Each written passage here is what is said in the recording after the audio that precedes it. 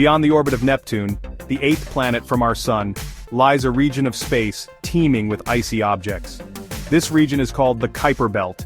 It's a vast and mysterious realm. The Kuiper Belt is home to countless icy bodies. These are remnants from the early solar system. These objects are called Kuiper Belt objects, or KBOs for short. KBOs come in many sizes. Some are small, like pebbles in space, others are much larger. They can be hundreds of miles across. Pluto, once considered our ninth planet, is the most famous KBO. Imagine a giant donut of icy objects. That's kind of what the Kuiper Belt looks like.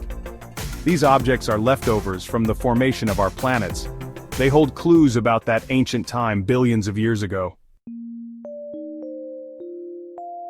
The Kuiper Belt lies beyond the orbit of Neptune.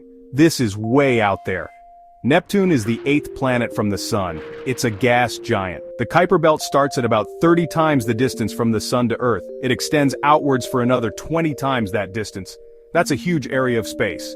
The Kuiper Belt is like a second asteroid belt, but it's much bigger and icier than the asteroid belt between Mars and Jupiter.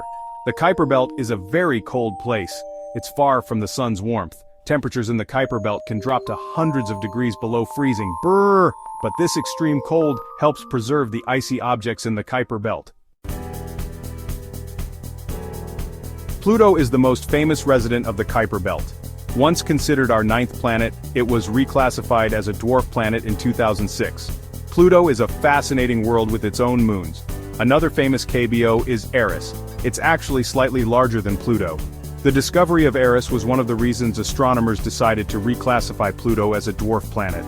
There's also Makemake, a reddish-hued KBO, and Haumea, which has a strange, elongated shape. These are just a few of the thousands of objects we've discovered in the Kuiper Belt.